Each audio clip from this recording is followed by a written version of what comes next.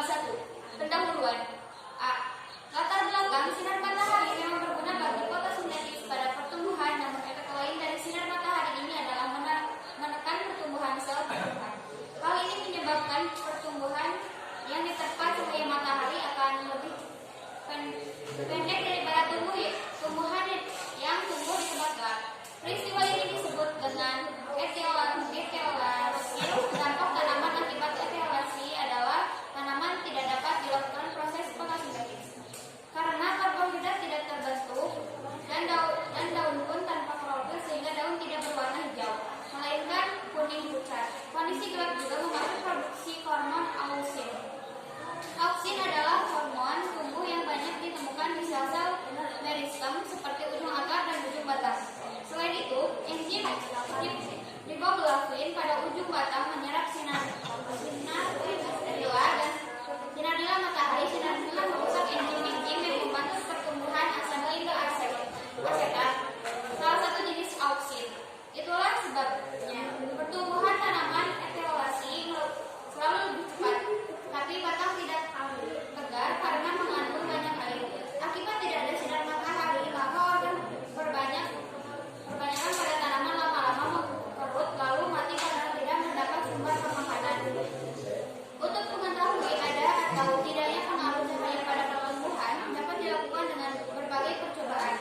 Antaranya dengan memberi pengakuan variasi cahaya matahari yang berbeda pada tanaman kacang hijau. B. Rumusan masalah. Berdasarkan latar belakang yang telah disebutkan di atas, maka rumusan masalah sebagai berikut.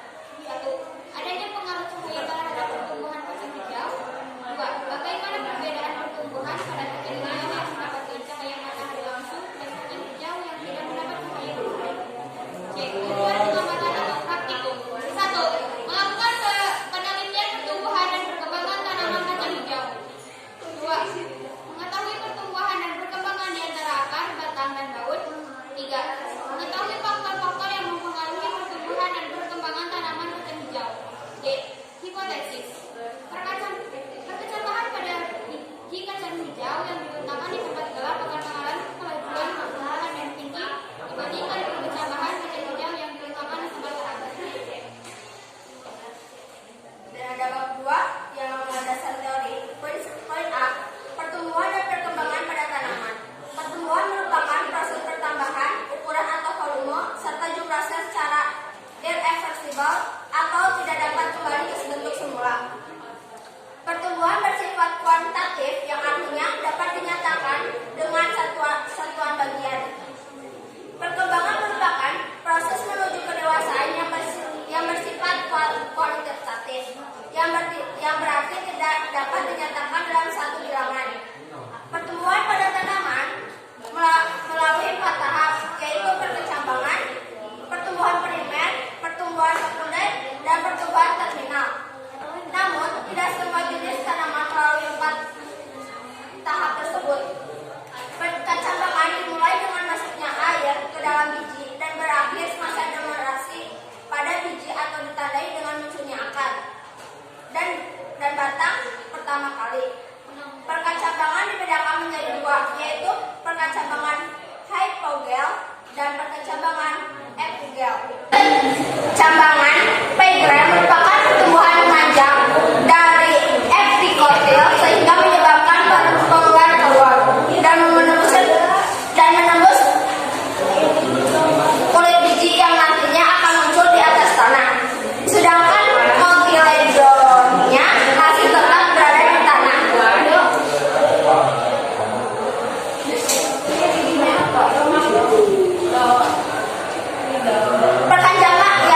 Perkecambangan epigel merupakan pertumbuhan memanjang dari hipokotil yang menyebabkan kotiledon dan pengular keluar ke atas tanah. Pertumbuhan primer merupakan pertumbuhan pada embryo, ujung batang, dan ujung akar. Pertumbuhan sekunder merupakan aktivitas kambium yang bentuk eklem sekunder dan phloem sekunder. Pertumbuhan sekunder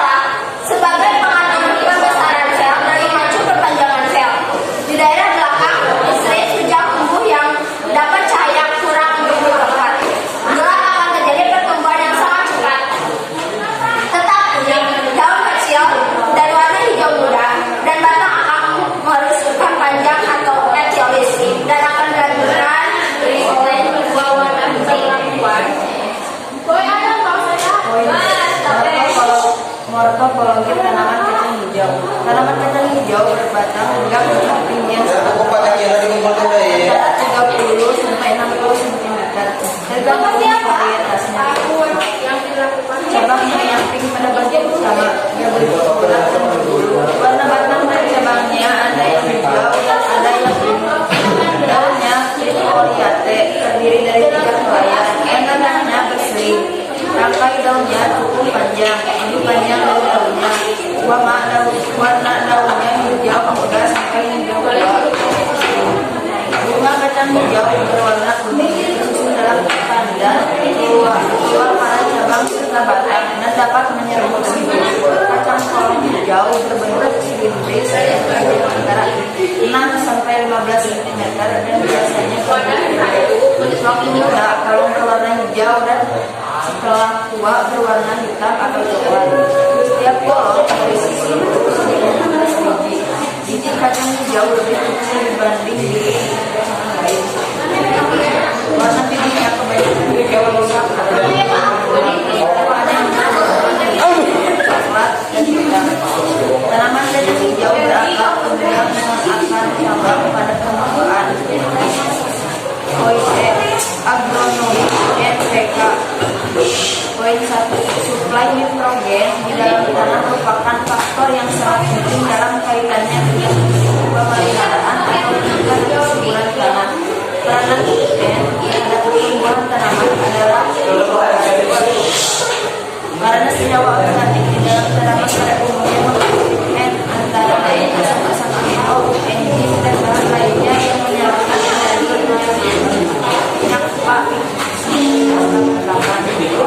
Poin 2. Dapat mempengaruhi pertumbuhan dan produksi tanaman. Terhadap pertumbuhan tanaman adalah dapat merangsang perkembangan pengakaran tanaman.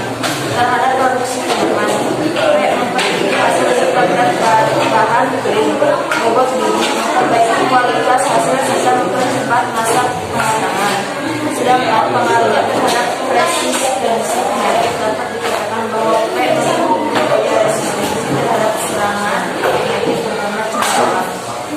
Poin 3. Kalium di dalam tanaman dapat berfungsi untuk menguatkan jaringan tanaman sehingga tanaman tidak mudah menyerap terhadap produksi. 3. Metode dan data hasil pengamatan atau praktikum. A. Variabel penelitian.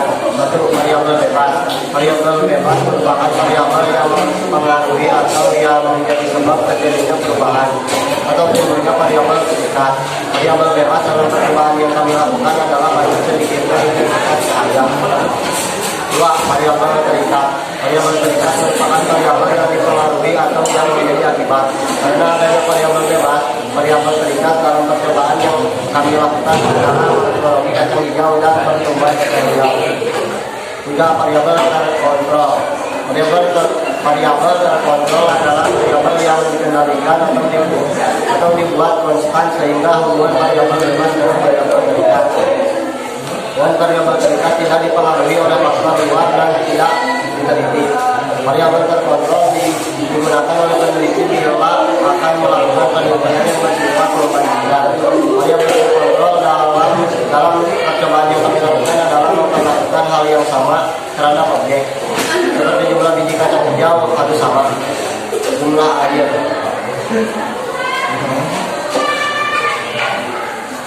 B. Alat dan bahan. 1. Alat yang digunakan. A. Penggaris untuk mengukur panjang batang dan akar biji kacang hijau. B. Alat tulis untuk mencatat perkembangan. 2. Bahan yang digunakan. A. Biji kacang hijau 10 biji. B. Aqua gelas sirkit yang berisi tanah. C. Air dan pupuk. Prosedur pengamatan. 1. Biji kacang hijau direndam selama 24 jam. Kemudian dipilih 10 biji kacang hijau yang tenggelam lalu ditiriskan. 2. Siapkan 6 gelas air mineral dan memasukkan tanah yang telah dikasih pupuk dan air. Kemudian setiap gelas ditandai menggunakan kertas label. 3. Letakkan masing-masing 3 biji kacang hijau ke dalam gelas mineral di atas permukaan tanah yang telah dibasahi. 4. Letakkan 3 gelas mineral di tempat gelap dan 3 gelas mineral di tempat terang. 5. Amati dan catatlah perkembangan masing-masing biji kacang hijau selama 5 hari. D. Data hasil pengamatan. 1. Tabel pengamatan panjang batang kacang hijau. Hari ke-1, tempat di tempat terang. Gelas A 1,83 cm, gelas B 1,6 cm, gelas C 1,63 cm. Kemudian di tempat gelap, gelas A 1,6 meter, gelas B 1,77 meter, gelas C 1,4 cm. Hari kedua, pada gelas A di tempat terang 2,23 cm, gelas B 2,17 cm, gelas C 1,7 meter. Di tempat gelap, pada gelas A 1,8 cm, pada gelas B 1,83 cm, pada gelas C 1,6 cm. Hari ketiga, di tempat terang, pada gelas A 1,5 cm, pada gelas B 1,43 cm, pada gelas C 1,1 cm.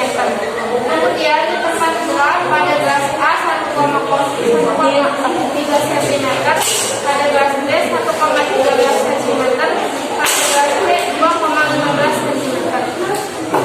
Hari keempat, 2,3 cm, pada gelas B 1,80 cm, pada gelas C 1,87 cm. Kemudian di tempat gelap, pada gelas A 1,7 cm, pada gelas B 1,117 meter, pada gelas C 2,15 cm.